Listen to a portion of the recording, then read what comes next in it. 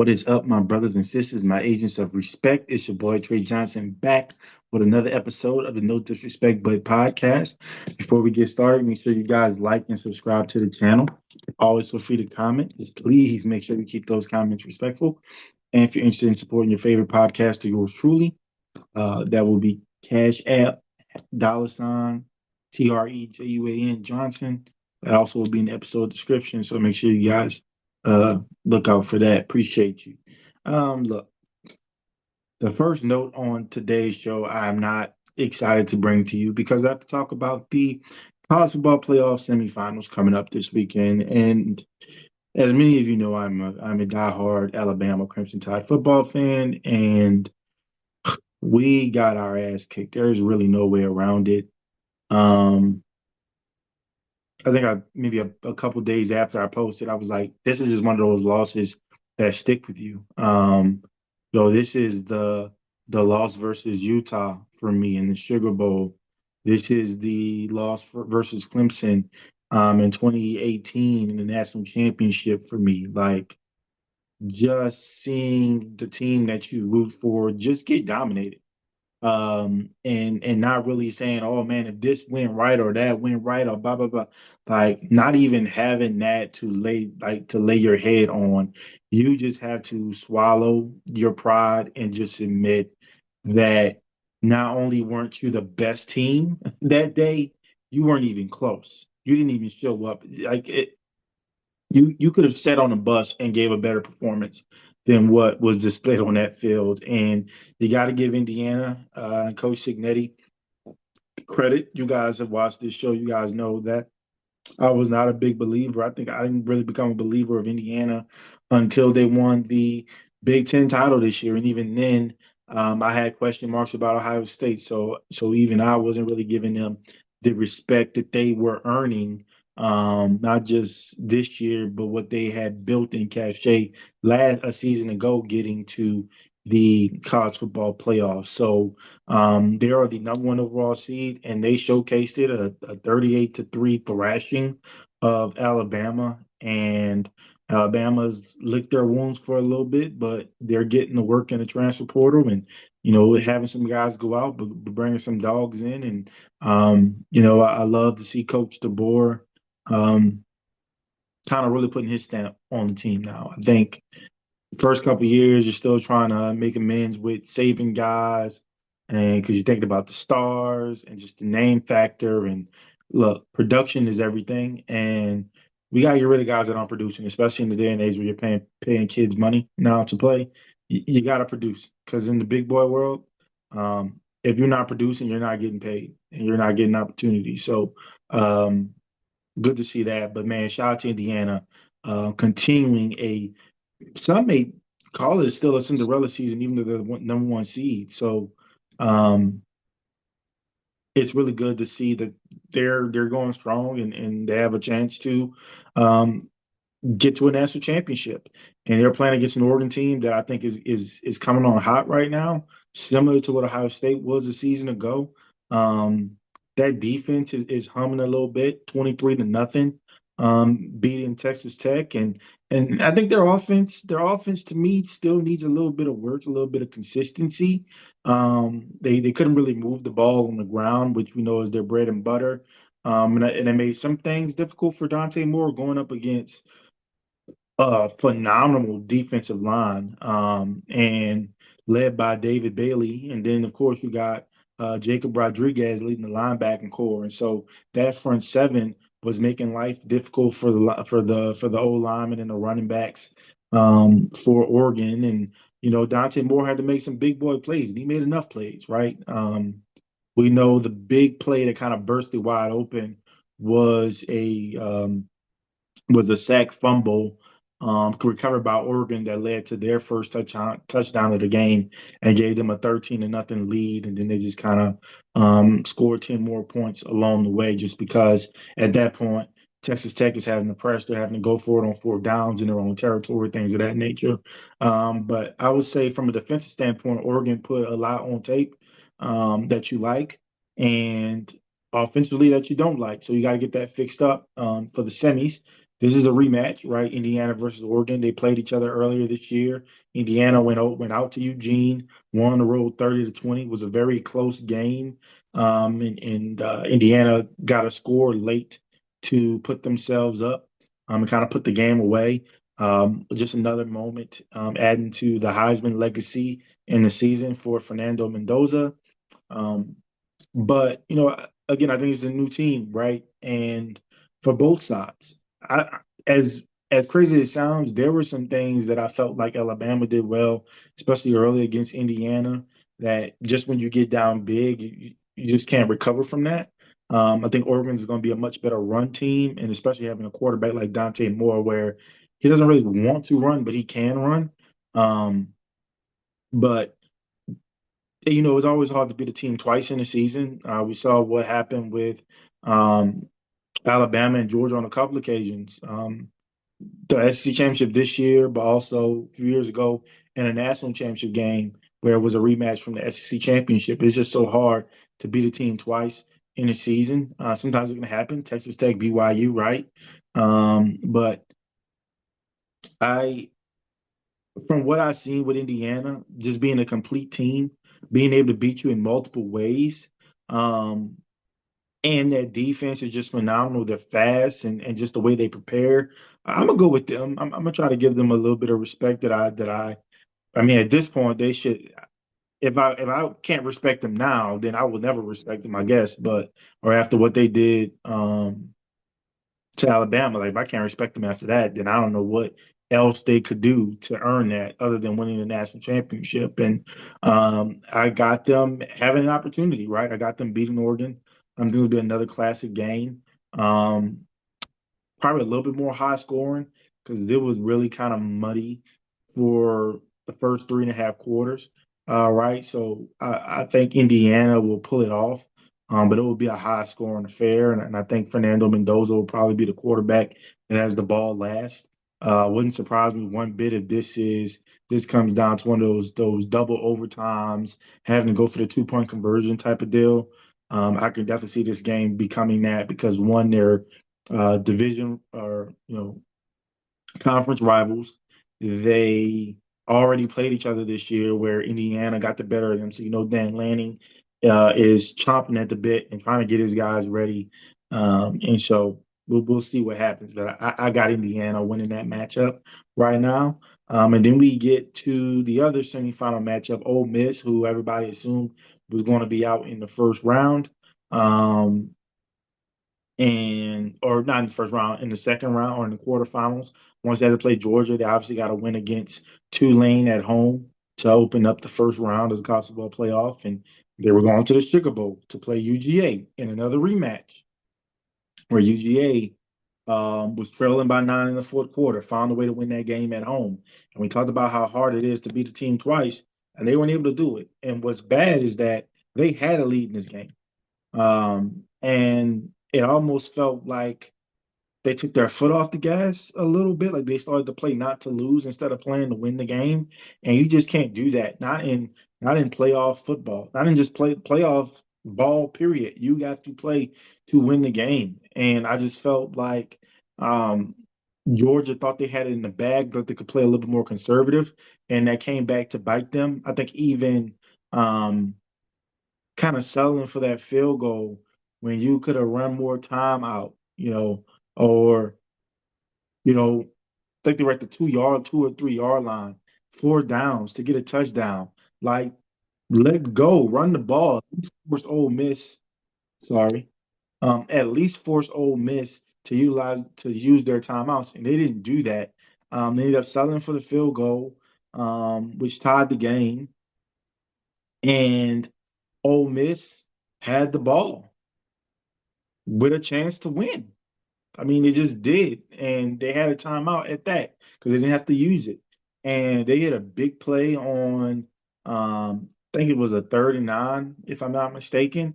And you send what seemed like zero pressure, and they just hit a big play over the top, and they get themselves in field goal range, and they walk off, and they win the football game. And so they have an opportunity to play for a national championship or get an opportunity to get to the national championship. And We know everything that's going on with the whole Lane Kiffin situation, him leaving at the end of the regular season and taking the LSU job, and some of the coaches going with him to LSU, but then coming back for that game.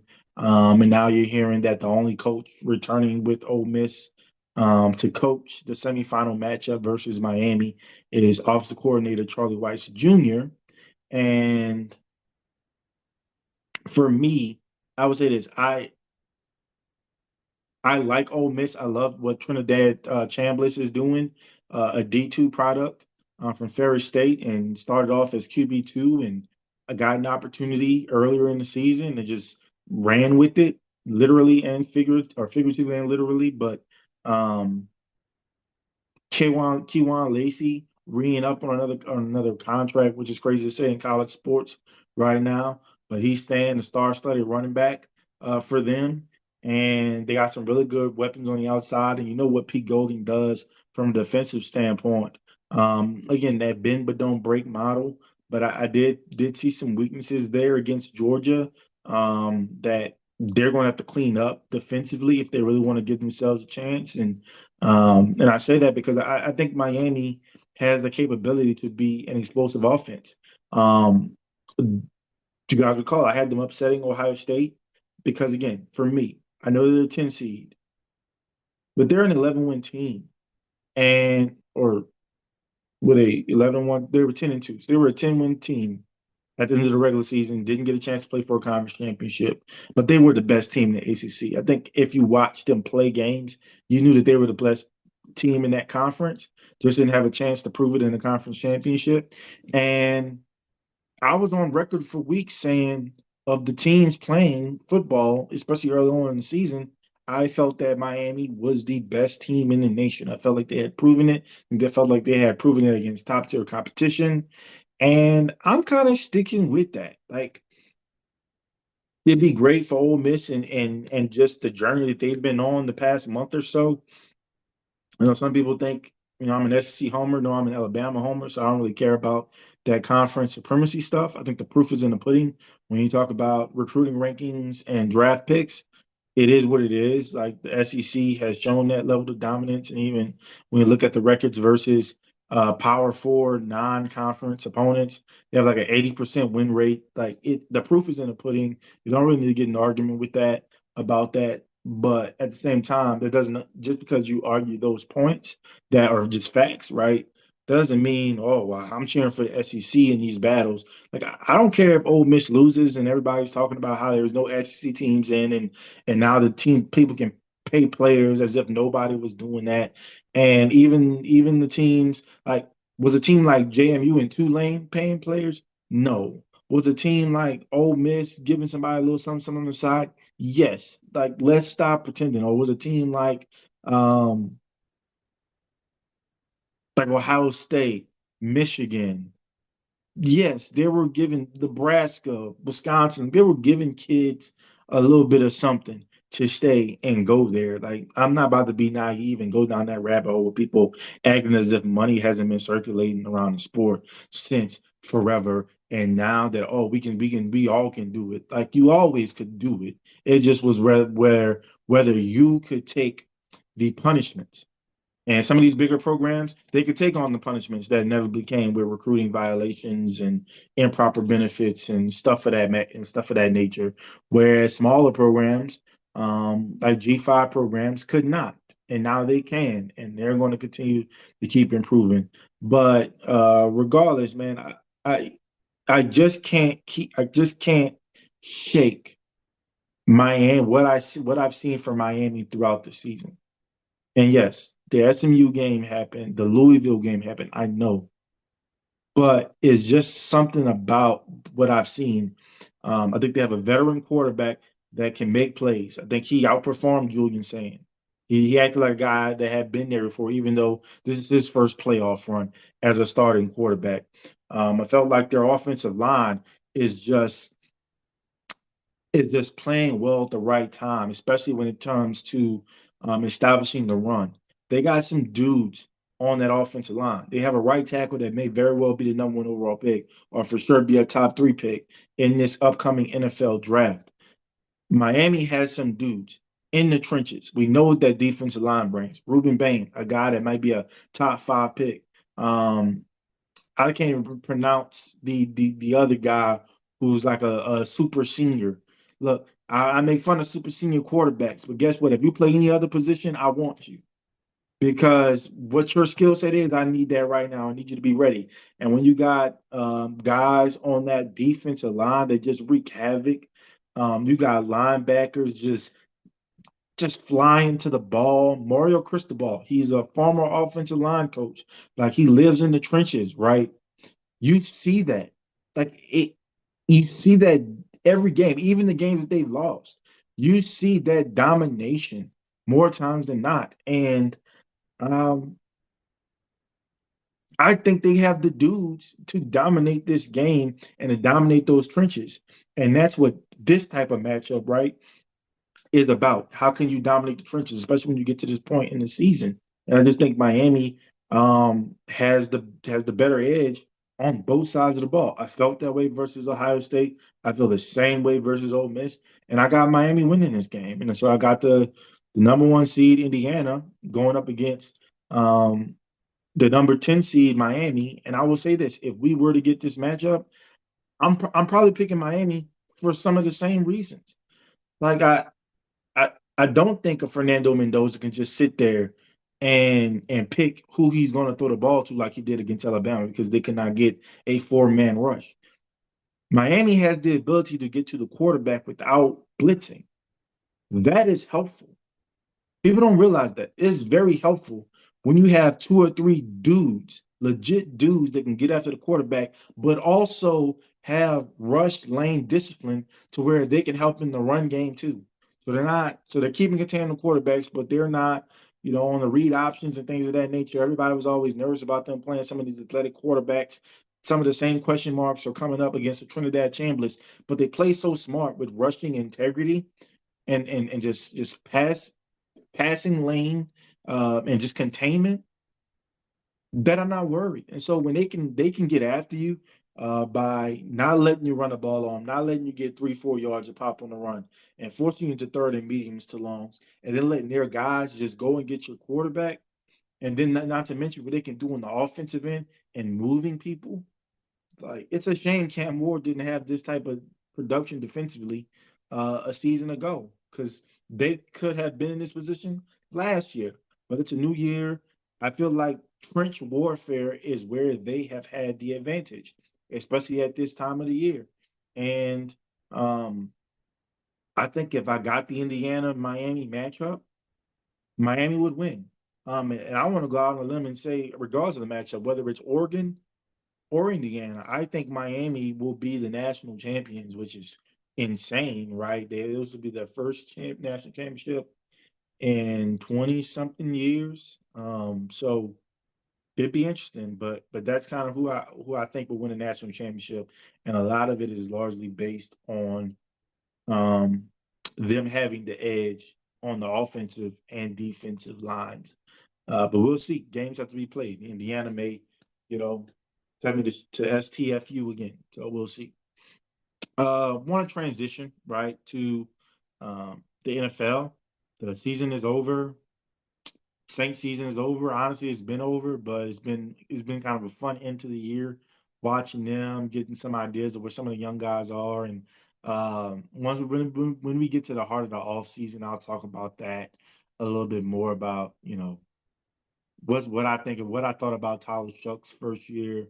Not even a whole year, right? He didn't play all the games. He had 10 starts, so he started or 10 starts. Yeah, about ten starts, I think. But what I thought about his time as a starting quarterback, what I think about Kellen Moore, my client, in his first season. What are some highs? What are some lows? What are some areas of concern? What are some areas of excitement? Big board drafting. Who are some prospects I want to see? All who are some free agents I want to see? All that type of stuff. I'll get into that in the offseason with the Saints. But let's talk about the teams that still have something to play for. We're going to go, excuse me, some NFL playoff predictions. So, um, in the AFC, you have your Denver Broncos, led by Sean Payton, Bo Nix. Y'all know the whole deal. They are the number one overall seed. Sean Payton being in prime position to win a Super Bowl with two different teams, which hasn't happened a ton. I think he'd be the first coach, if I'm not mistaken, to win a Super Bowl with two different teams. And then you got in the NFC, you have the Seahawks as the number one overall seed, and the resurgence of Sam Darnold continues. Clint Kubiak has been a godsend for them, renovating their offense and their run game. And we know JSN, Jackson Smith and Jigba, who arguably has a case for MVP with what he's been able to do for this team and getting to this point. Um, the 2-7 matchup in the AFC is the Patriots versus the Chargers. Drake May for the Patriots is having an MVP caliber year. Honestly, I would probably name him the MVP based on his importance to the New England Patriots, a team that had won 3 games a season ago, and now pretty much flipped their record. They were 3-14 a season ago. They're 14-3 now. Um, put some more pieces around him, and this guy has led the Patriots to a position that they have not been in since Thomas Edward Patrick Brady. Is that yeah, it's two middle names, I think. Has been the quarterback, and that's exciting to see. And I think he should be rewarded for that, especially being so young. And I get it. It's like, oh, everybody has time, and they want to get Matthew Stafford MVP because he's the older guy and he's about to get out. Man, the time is not promised to us, especially in a physical sport like football. Like this guy has earned it, in my opinion, and he should be the most valuable player. The Chargers, um, they kind of had a hard season. Najee Harris getting hurt in the beginning of the year with some crazy eye injury and just never recovering from that. He had a couple injuries to the backfield. Justin Herbert dealt with a broken left hand at one point in time in the season. So he's just been kind of dealing with injuries and pretty much, I can say, limped their way into the playoffs. But I think still a real formidable team that you have to be able to be watching out for. I really like what they got. At least they got to this point. Um, Had a really decent season despite the injuries, and so excited to see what they bring to the playoff landscape. Um, on the NFC side, you got the number 2 seed Bears, another much like the Patriots, right? A team that was essentially bottom of the barrel or close to it in the Chicago Bears. You hire a new coach. Um, Build around Caleb Williams, build some confidence in him. You hire a Dennis Allen, who everybody knows is a defensive guru. Wasn't anything as the head coach, but we all knew what he could do as a defensive play caller, and he's done that for the Chicago Bears. They have a really good knack for turning the ball over, or forcing turnovers, I should say.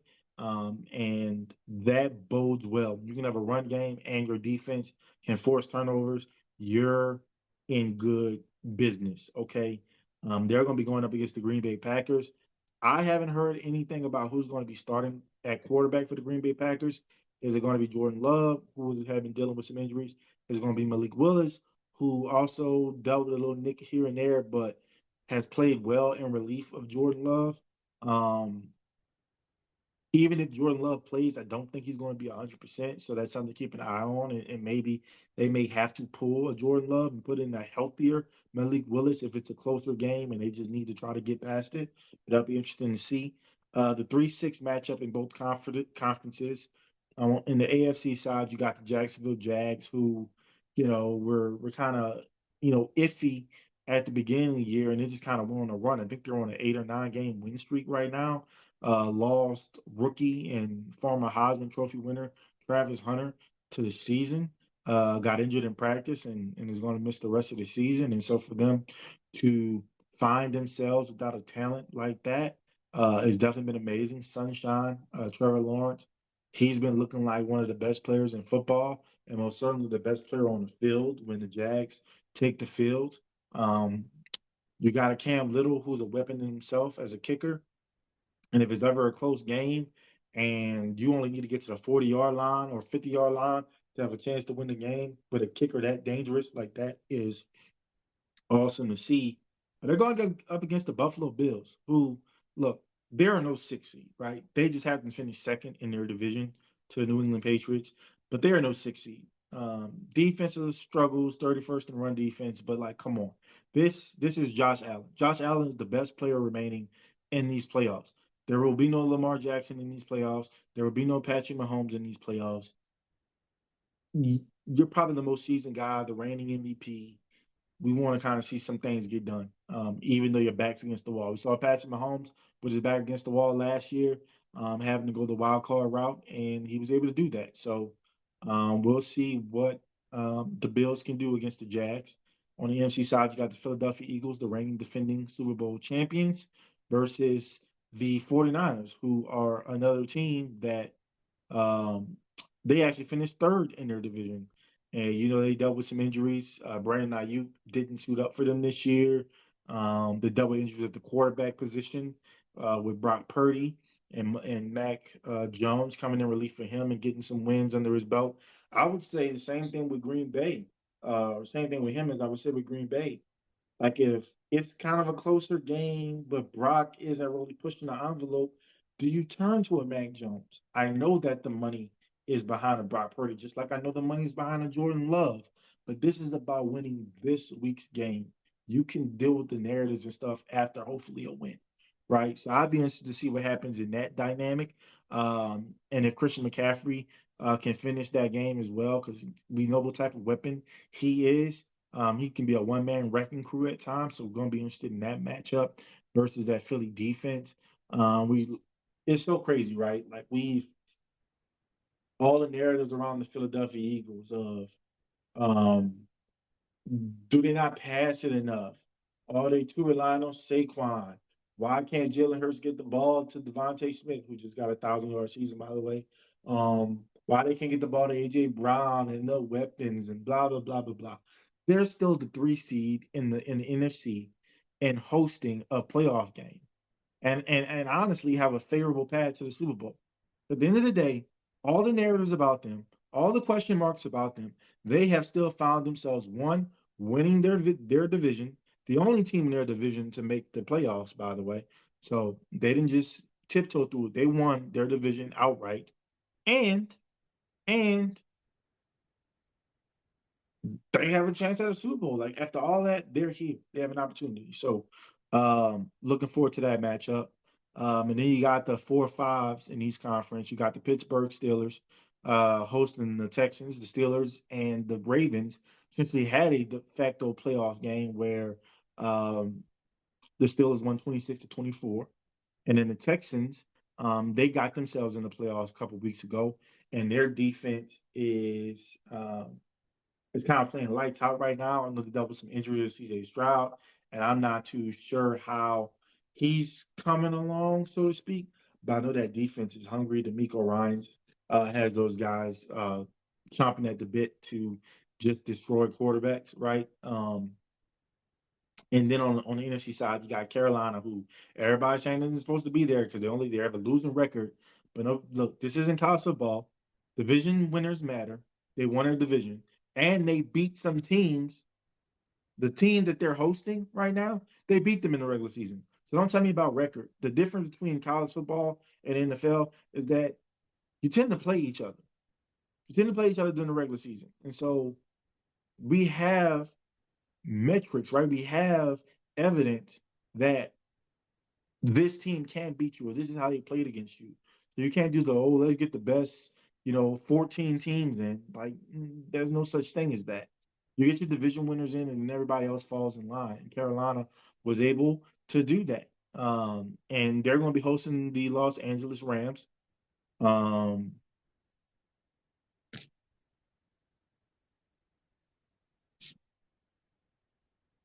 yeah, they're going to be hosting the Los Angeles Rams, who are the 5 seed. So we'll see. But let me go down the line and let you know my predictions. So we know Denver Broncos and the Seattle Seahawks have a bye, so they're not playing in this wild card round.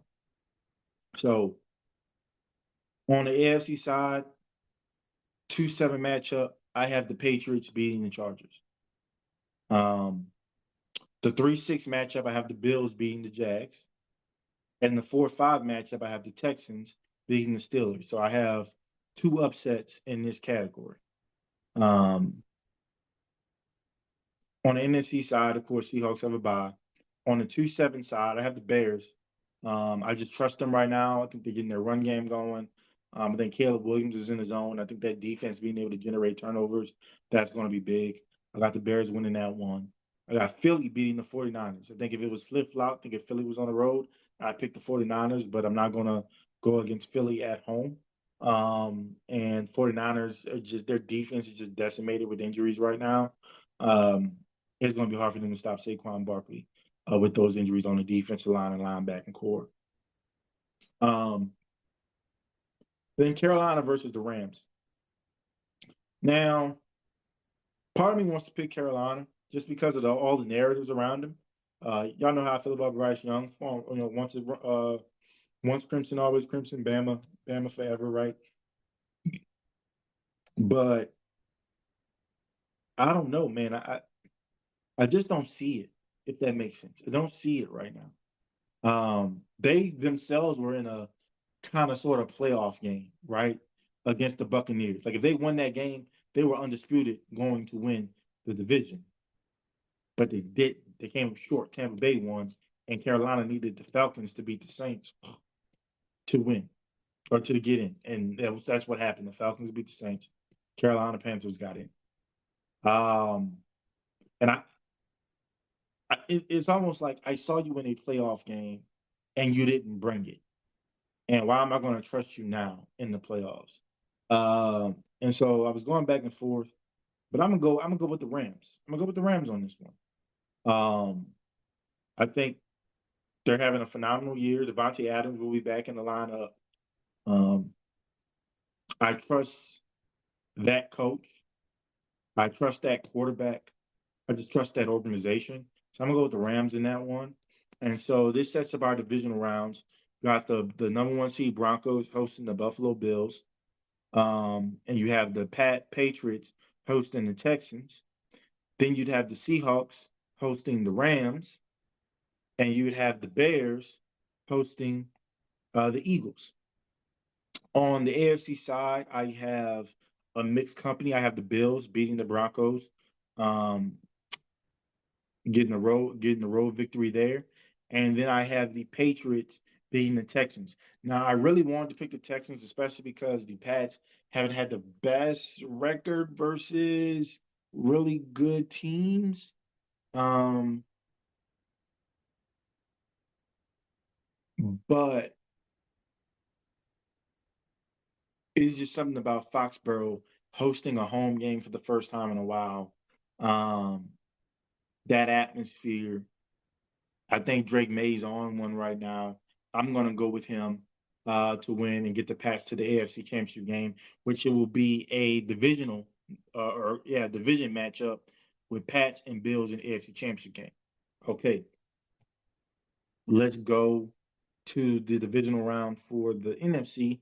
I have the Rams beating the Seahawks, which is another division opponent type deal. I got the Rams beating the Seahawks, and I have the Eagles going on the road and beating the Bears. So on the NFC side of things, I have both road teams winning their matchups against the home teams, and then your top two seeds in the NFC are out. So that would leave me with an NFC Championship game of the Philadelphia Eagles and the Los Angeles Rams. And if I'm not mistaken, that was the divisional last year. So where the Rams had a chance to win that game and they did not, came up just short. So if I have a Pats, Bills, AFC, a Philadelphia Rams, NFC, I'm going to go with the Bills to beat the Pats. And look, I'm telling you right now, a lot of this, right, is again, Lamar Jackson is not in the playoffs. The kryptonite that is Kermit the Frog, that is Patrick Mahomes, is not in the playoffs. More importantly, him not being in the playoffs, this is Hailee Steinfeld's husband's chance. This is Josh Allen's chance, and it may be his last chance. Like how Doctor Strange is like, dude, this may be your only shot because not only is the big bad wolf Patrick Mahomes going to kill rehab and come back, off that ACL injury, just ready to dominate the world, right? You still have guys like CJ Stroud that have another year to get better. You have guys like Drake May who have another year to get better. Um, who knows how the Colts may bounce back next year? You still have, you know, has Trevor Lawrence turned a page in his career? Will Justin Herbert now take that next leap? So you have a lot of guys that are looking to take that leap. And right now, you're the elder statesman, not in age, but in prestige. Because yes, the Steelers have Aaron Rodgers, but that's not the Aaron Rodgers of old, right? He's just old and can, because he has the intellect and thing, and the game is just so easy for him at this point in time. He'll always give you a puncher's chance in games, as we saw against the Ravens in their de facto playoff game, right? Um, Only reason why I don't have them winning is because I just think the Texans front seven, more so their front four, with Danielle Hunter and Will Anderson, would just get after him and make him his life a living hell. So this has to be your year. And so a lot of this is picking on my heart because I just want him to have it. Like he has to have it, right? Because this may be it. Um, you're talking about a guy that's not like a crazy thrower of the ball. Um, like I don't think he is as good of a passer as a Ben Roethlisberger was, where even when he started to lose his athleticism and having that big body, he could still make you pay with his arm. I think Josh Allen is truly in the mold of a dual threat quarterback in that, as the older you get and the more of a pounding that you take from the physicality, because he's more of a physical runner, right? It starts to hurt you. Oh, later in your playing career. And so we're getting to that point where he's getting older. There's still a guy in your bracket that's still a better player and a better quarterback and probably have the better organization to keep putting players around him to compete for titles. Plus, you have younger players at your position and younger franchises that are getting better and better and better, and just time is running out. So it has to be that. But I got them beating the Pats in the AFC Championship game on the road. And I have Philly at home beating the Rams. It's funny, and somebody was talking about this today, like who do you trust more in the playoffs?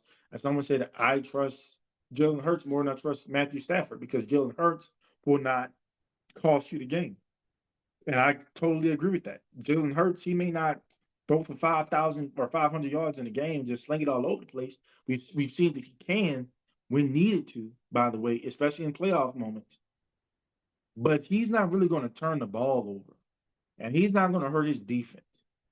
Right? He knows the field position game. He's a very intelligent player. He knows that possessions are meaningful. Matthew Stafford has a tendency to try to make plays, sometimes plays that aren't there, and he'll give you one or two. He'll give you one or two if you can catch it. And he leads he's tied for NFL history for most pick sixes, right?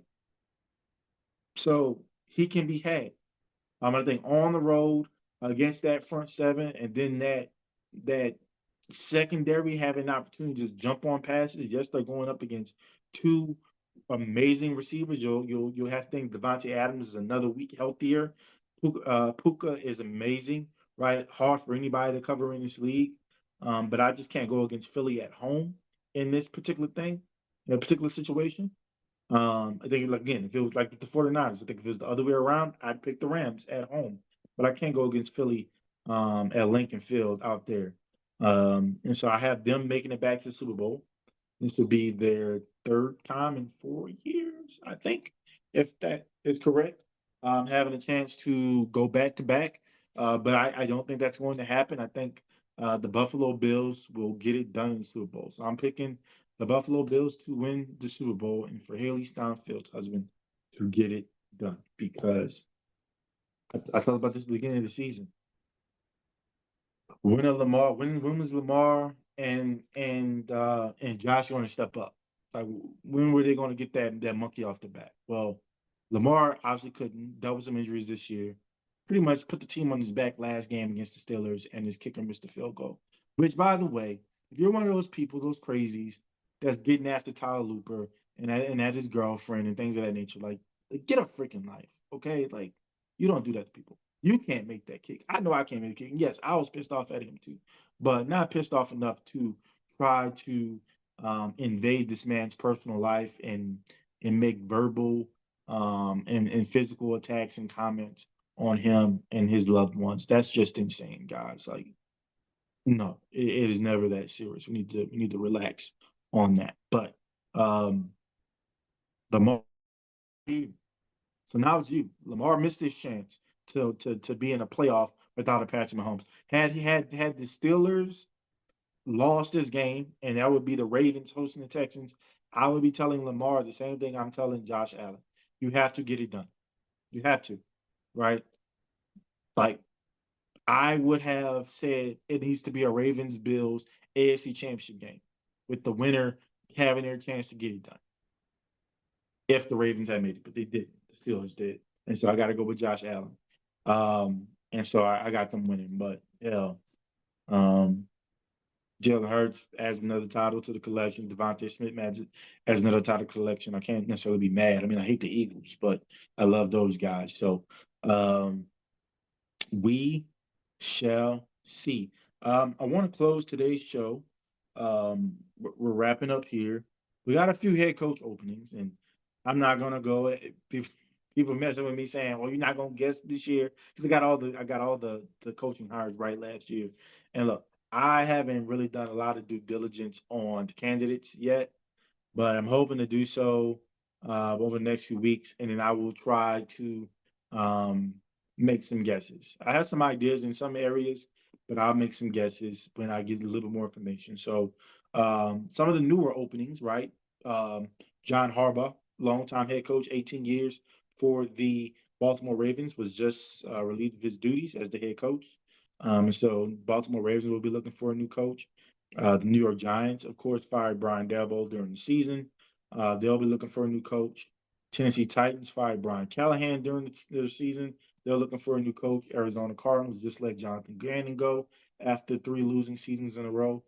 Pete Carroll only got 1 year, which is insane, but it is what it is. So the Raiders are looking for a guy. Cleveland Browns fired Kevin Stefanski, which I think is a bad decision on their part. I think it's not going to bode well for Shador Sanders fans who want to see him get a shot because a new coach with that high of a pick, more times than not, they want their own quarterback, all these things. So I'll be interested to see what happens there. And then the Atlanta Falcons, which is funny, they've ended the year on a 4-game win streak. Raheem Morris, second consecutive 8-9 season. I guess you can argue that they felt like those were 2 years in a row that it should have made the playoffs. But look, I know how I feel. Black coaches don't get the same leeway as other coaches, so it is what it is. But he has been relieved of his duties. Um, and so that rounds out the teams that are currently looking for NFL head coaches. Um, if I had to rank, to be quite honest with you, I would say New York is one for me because you have is New York City. You have a Jackson Dart, you have a Malik Neighbors. You think they have more complementary pieces, including the young quarterback. You have really complimentary pieces on defense. And I just think they need somebody to steer that ship a little bit and get them back to winning. I don't think they're a bad roster. So I would say New York Giants. I'll say Tennessee Titans because you have a Cam Ward. I think you have a front office that's willing to go and get pieces. They just haven't had a person that could put all that together. So I'd have Tennessee Titans second. I would have the Raiders third because they have the number 1 overall pick. And as a head coach, you want to have an opportunity to go get your guy. And you got Fernando Mendoza, you got Dante Moore at the top of the draft. You can really, put your stamp on that right away. So I'd have them third. Uh, what the hell am I talking about? Start over. Start over. Start over. One is the Baltimore Ravens. It's freaking Lamar Jackson. You get to coach him. That's the number 1 job. Everybody's gonna be looking to get that job. They can't. They want to coach Lamar Jackson. Then I would say New York Giants for the reasons I gave. Then I would say Tennessee Titans for the reasons I gave. Then Las Vegas Raiders. Then I would say the Atlanta Falcons because I think they're a top 5 job right now. You're in a crappy division. You finish 8-9. You have Bijan Robinson. You have Drake London. Um, you have Michael Penix Jr. You have Kirk Cousins, who's a veteran too. So you're kind of good. You have really good pieces on the defensive side of the ball. So I would say that's a top 5 available job right now. Um, And then I would go Arizona Cardinals. They have a top 3 pick, and they could very well trade up to get the first overall pick if they can. Um, and then I would go Cleveland Browns. I think the Cleveland Browns is the worst job, right? Management hasn't been like ownership hasn't been the best. Um, General manager's okay. Um, but you let a Baker Mayfield go. You sell your soul for Deshaun Watson, even though we know that was the owner's doing for the most part, and one that got on a team. It just hasn't materialized, as a lot of those folks would have thought. But you got a 5th round pick at quarterback that everybody wants to be the starting quarterback, and then you kind of go into the situation of, okay, if I want my own guy, do I got to deal with this Shador stuff? Do I got to deal with the Deshaun Watson stuff?